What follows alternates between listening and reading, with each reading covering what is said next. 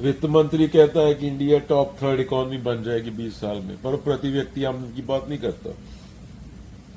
Per capita income India मतलब बांग्लादेश और पाकिस्तान के बराबर चल रहा है उसमें। तो जीडीपी तो फिर भी बढ़ता रहेगा अगर 90% पैसा सिर्फ 5% लोगों के पास हो, बाकी जनता साल का $1200 कमाती हो, साल का $1200, महीने का नहीं, अमेरिका का।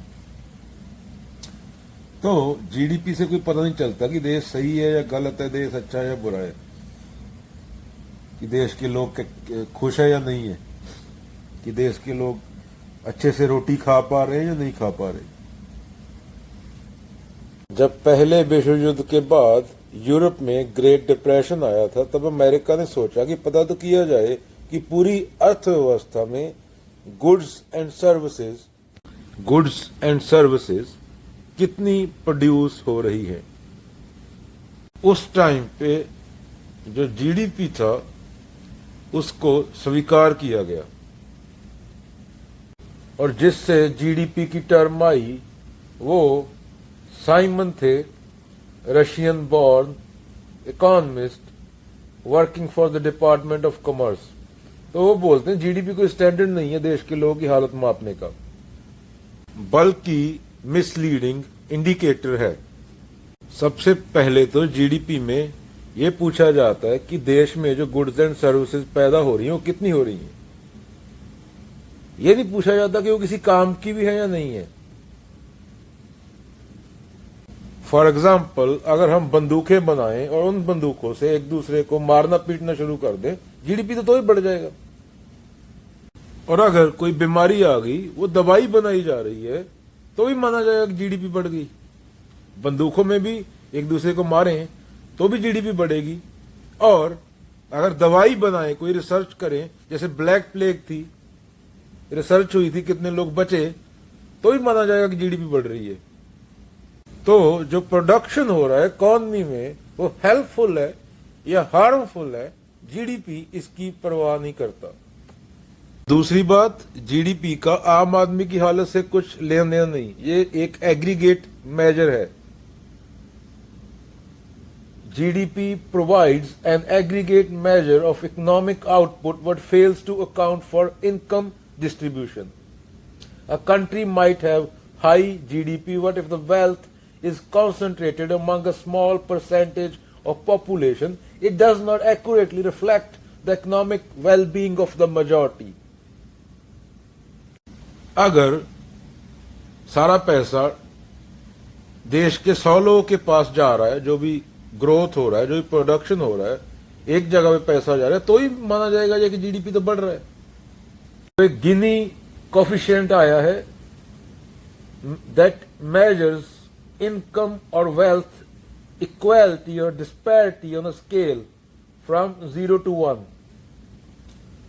तो जब से जीडीपी का कंसेप्ट आया है, तब से इनकम इक्वालिटी बढ़ती गई है। कब आया था? सेकेंड वर्ल्ड वॉर से पहले, फर्स्ट वर्ल्ड वॉर के बाद, जब यूरोप में डिप्रेशन आया था। एक और आंकड़ा है, जब 47 में इंडिया आजाद हुआ था, तो बताओ कि अगर ब्रिटेन का एक आदमी approximately purchasing power parity PPP के हिसाब से $690 कमाता था, पाउंड कमाता था साल के, तो इंडिया कितना कमाता होगा? इंडिया का सिर्फ 69 कमाता था, 10वां हिस्सा जो एक ब्रिटेन का आदमी कमाता था। तब 100 और 10 का अनुपात था। तो आज कितना अनुपात है ब्रिटेन और भारत में पर कैपिटा इनकम में, पीपीपी टर्म्स में? तो आज है 2025 में पर कैपिटा इनकम यूके की $52,100, whereas India has risen to approximately $2,698, with the ratio approximately 100 to 5। आजादी के टाइम क्या था? 10वां हिस्सा, आज क्या है? 5वां हिस्सा है। पर इंडिया की जीडीपी तो इंग्लैंड से बड़ी हो गई, पर प्रति व्यक्ति आमदन है जो वो क्या हुई, 10वां हिस्सा तो 5वां हिस्सा हो गई। तो जीडीपी कोई अच्छा टर्म नहीं है, मूर्ख लोग लगे हुए हैं, देश के लोगों की हालत को जो बयान करता है। आज से 50 साल पहले जो भी कंपनी का सीईओ होता था उसकी जो सैलरी होती थी वो कंपनी के एम्प्लॉय से 50,000 गुना ज्यादा होती थी। सीईओ की सैलरी कंपनी के एम्प्लॉय से 50 गुना ज्यादा होती थी। 40-50 साल 30 साल पीछे चले जाओ तो आज क्या है वो, आज वो 10,000 से लेके 50,000 गुना तक ज्यादा है। और सीईओ काम क्या कर रहा है उस पर बात नहीं होगी। जो एक आम एम्प्लॉय है उसकी सैलरी और जो कंपनी का सीईओ है उसमें 50 टाइम्स ज्यादा थी, मतलब 50 टाइम।